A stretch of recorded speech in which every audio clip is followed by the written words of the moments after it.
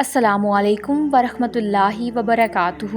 امام علی علیہ السلام فرماتے ہیں، مجھے اس شخص پر تعجب ہوتا ہے جو روز دیکھتا ہے کہ اس کی سانس اور عمر کم ہو رہی ہے اور وہ موت کے لیے تیاری نہیں کرتا۔ تکلیف میں صبر سے کام لو، کیونکہ سونے کو آگ سے آزمایا جاتا ہے اور مومن کو تکلیف سے۔ ایک ولی سے ابلیس نے کہا، تجھے اللہ پر بہت یقین ہے تو اونچے پہاڑ پر چڑھ کر چھلانگ لگا دے، دیکھتے ہیں کہ تیرا اللہ تجھے بچاتا ہے کہ نہیں۔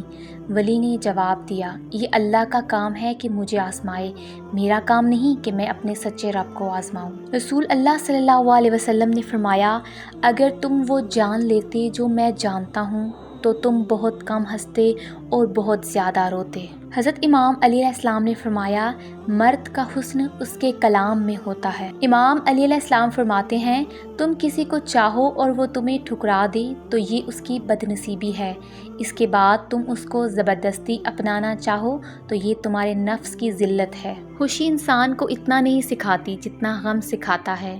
نیک بننے کے لیے ایسے کوشش کرو جیسے حسین بننے کے لیے کوشش کرتے ہو۔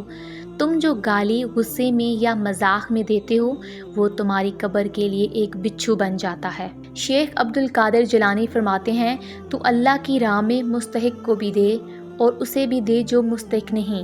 اللہ تجھے وہ دے گا جس کا تو مستحق ہے اور وہ بھی دے گا جس کا تو مستحق نہیں۔ کسی کو اس کی ذات اور لباس کی وجہ سے حقیر نہ سمجھنا، کیونکہ تمہیں دینے والا اور اسے دینے والا ایک اللہ ہی ہے، وہ اسے عطا بھی کر سکتا ہے اور آپ سے لے بھی سکتا ہے۔ حضرت علی علیہ السلام نے فرمایا، خوشگوار ترین زندگی اس شخص کی ہے جو اللہ تعالیٰ کے تقسیم کردہ رزق پر راضی ہو۔ خدا کی راہ میں کوشش کرو اور کبھی پیچھے نہ ہٹو، کیونکہ خدا نے تم سے کوشش مانگی ہے، نتیجہ نہیں۔ جب تم جان جاؤ کہ اللہ تمہارے ساتھ ہے تو پھر اس سے کوئی فرق نہیں پڑتا کہ کون تمہارے خلاف ہے۔ اگر آپ کو یہ ویڈیو اچھی لگی ہے تو ویڈیو کو لائک کریں، چینل کو سبسکرائب کریں۔ تو ملتے ہیں اپنی نیکسٹ ویڈیو میں، اپنا خیال رکھیے گا، اللہ حافظ۔